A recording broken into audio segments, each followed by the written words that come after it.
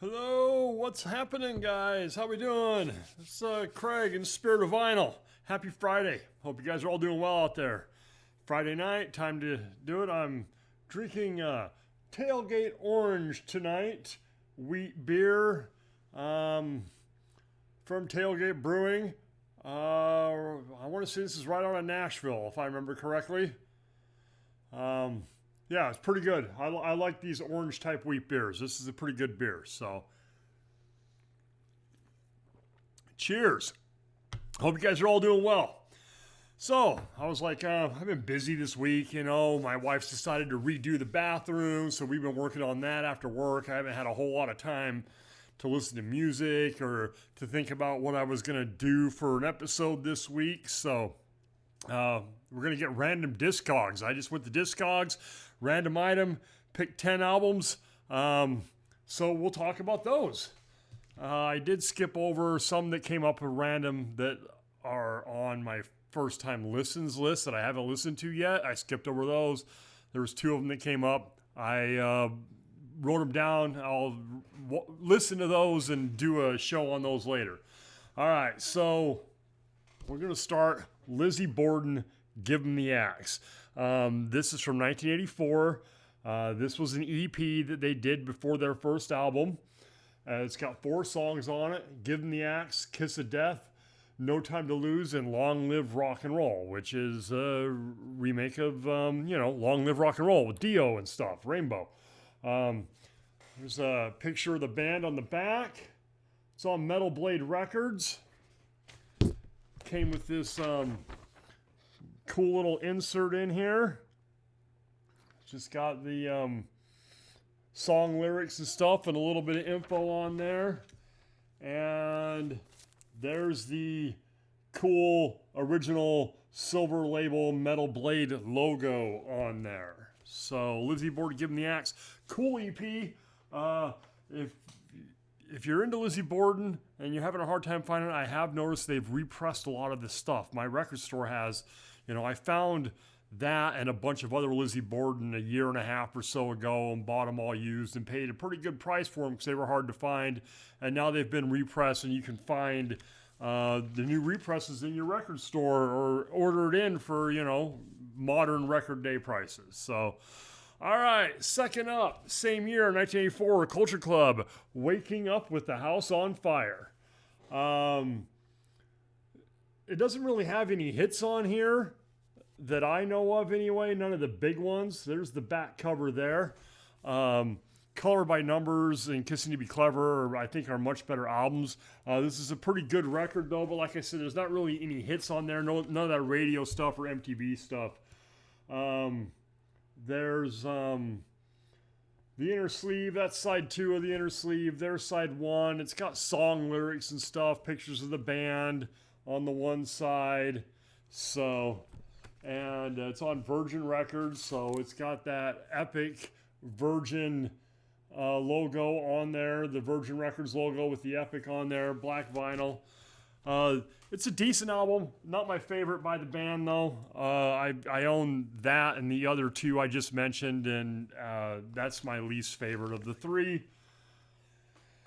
Okay, next up, from 1985. This is a 2018 repress, Killing Is My Business, Business Is Good by Megadeth. This one is listed as the final kill. It was, like I said, the 18 repress. It was done as a double record, with the first record being Killing Is My Business and the second record having a bunch of live stuff. A lot of the live stuff off of this album. All these songs on here. I think everything's right off of Killing Is My Business. Really cool packaging, though. It's got a nice gatefold on the inside. Opens up really cool. Got lots of cool stuff in here. Kind of a little story by Dave Mustaine here in the center. It came as a double record. The inner sleeves have the lyrics for each side. And it's on a red vinyl, like a clear red vinyl with the skull on it. They both kind of look like that. Here's the other sleeve. The record's the same color. I like this album, first Megadeth album. I think it's really killer. The live stuff, it's okay, but it was recorded a lot of stuff like from radio shows and different things like that. So it doesn't have the best audio quality compared, but the album itself is killer. That first Megadeth album, very cool stuff, honestly. And since it was random Discogs, when I clicked again, then what came up next after that? Megadeth, So Far So Good, So What? From 1988. This is a 2024 repress I just picked up last year. There's the back cover of that. Came with pretty cool inner sleeves. Got lyrics on one side. Got a picture of the band. Thank you notes on the other. It's on Capitol Records. This is an official press. I did not have this as a unofficial like the other Megadeth stuff I've had that I've been talking about recently. That was an official press. I love this record. This one kind of gets lost in the middle between Peace Sells and then, the next album is Rust in Peace. And then they do Countdown and Euthanasia, and they really blow up after this record. But I love this record, and it's got a remake of Anarchy in the UK on here. Just really cool, great guitar work. One of my favorite Megadeth albums, honestly. I really think it's underrated. All right, let's see what's next over here. Jay Giles Band Freeze Frame, 1981. Here's a picture of the band on the back. This was my first introduction to Jay Giles, of course, being 81. Being a kid, I would have been around 12 years old at the time, and Centerfold and Freeze Frame and all that. I would say this album is the band at their most popular, most mainstream success is from this album, in my opinion. I think, honestly, I would say that's when they got all the radio play and everything else. They'd been around for a long time, and their earlier stuff is really, really good, but this is their, here's the inner sleeve. Nice thick cardboard inner sleeve, too. This is the original press from 81. But yeah, I think it's their most mainstream album, probably, their most popular album.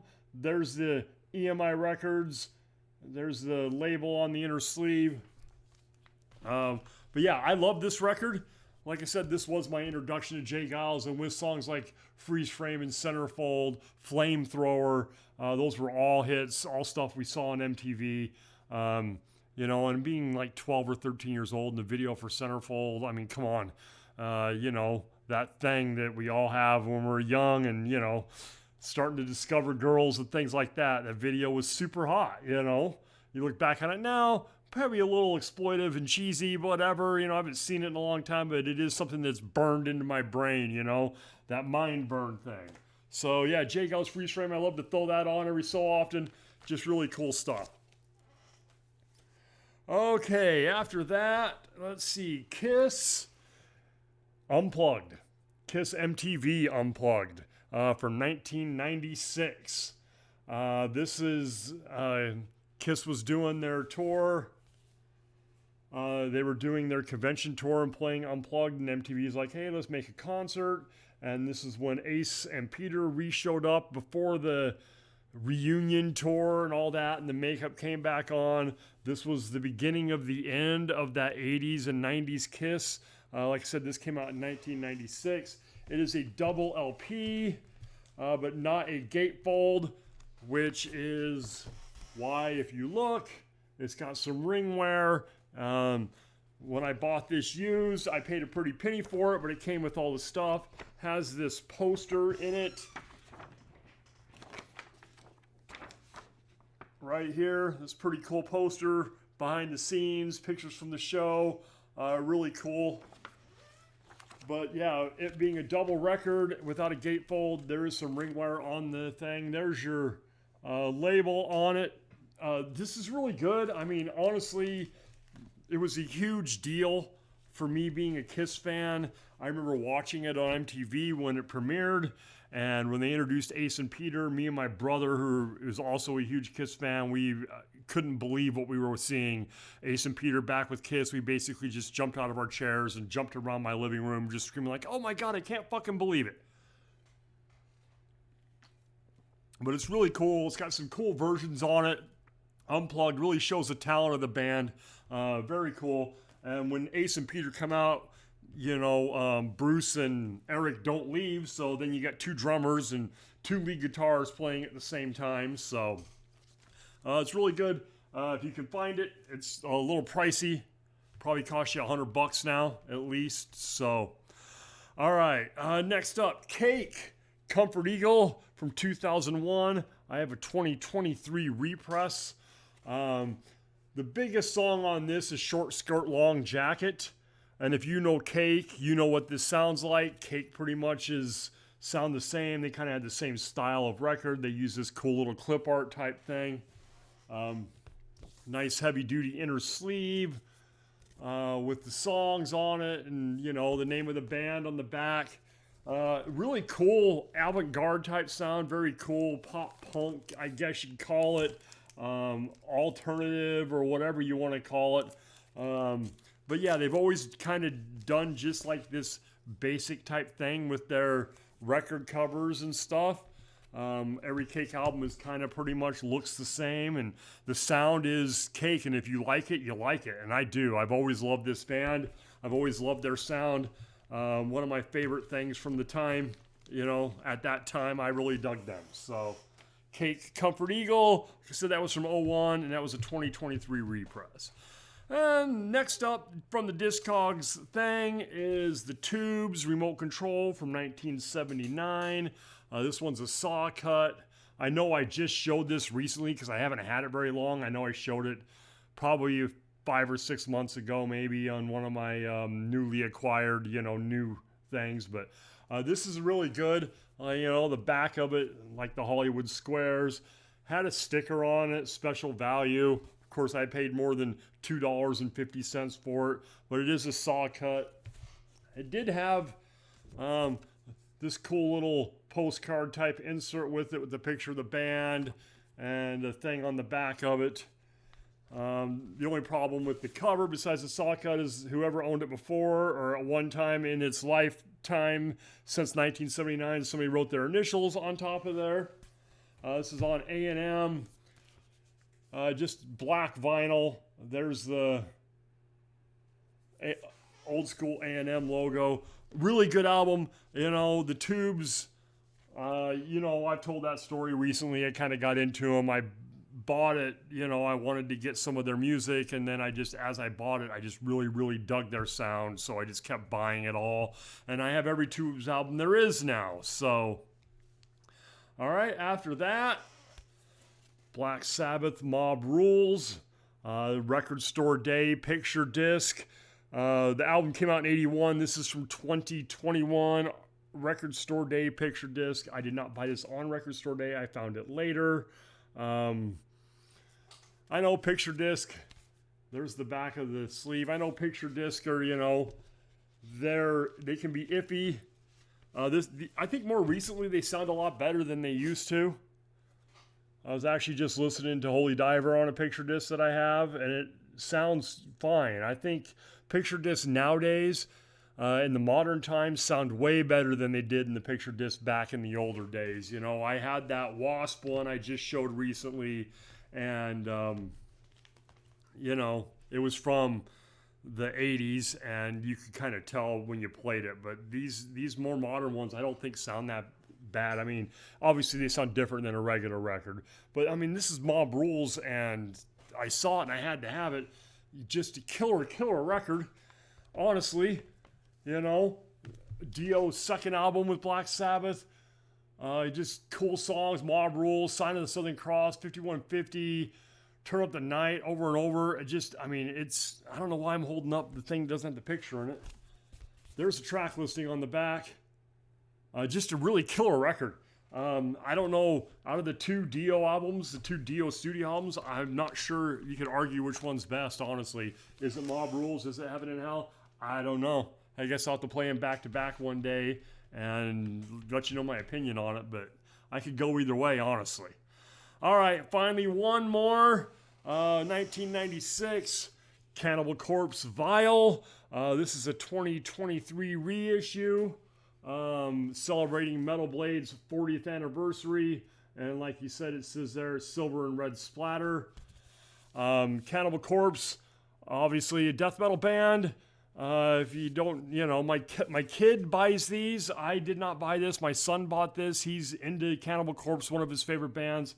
I do listen to him when he's down here. Actually, I listen to him sometimes by myself. Not bad. Once you kind of get used to it, I guess. It wasn't my style of metal in the beginning. I've never really been big on death metal, but it came with a little, here's the download code if you want to steal it.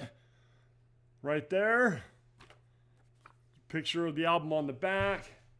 And it also had an insert with lyrics on it. So when you can't understand some of the Cookie Monster growls, you can read along with it or just keep listening over and over. It is kind of cool. It's on the metal blade. There's the label. It's got this silver and red splatter. Very cool packaging. It also came with a poster. Let's open this thing up. Nice big poster, the front cover of the record. And the back is like a close-up of the guy's face. You can hang it either way. I don't usually hang the posters, obviously. I mean, back in the day we used to, and that's why none of my Kiss albums still have the posters, because I still have the albums, but I don't have the posters anymore. So yeah, Cannibal Corpse, it's an acquired taste, I guess you would say. So anyway, those were 10 random Discogs picks. Just wanted to get on here. Hadn't, like I said, I hadn't had much time. I am going to get myself a drink on, listen to some more music tonight. Hope you guys all have a great weekend. Super Bowl Sunday is tomorrow. And I don't know, I got to say go Eagles because, I'm a Raiders fan and I can't root for the Chiefs. So I'm going to have to root for the Eagles. It's neither one of these teams that I want in there, but I'm rooting for the Eagles because I can't stand to see the Chiefs win anymore. As a Raiders fan, I cannot root for the Chiefs. I just can't. We're in the same division. I hate those guys so much, man. So let's go Eagles, all right? I think most of the country's with me on this. Unless you live in Missouri, you should be rooting for the Eagles, right? Let's just root for the Eagles. Let's all pray and hope, okay? If you don't care about football, I get it too. I honestly don't care about this game other than I don't want to see the Chiefs win. So, anyway, thanks once again. I really appreciate you all watching. You guys all have a great week, and I will talk to you all later.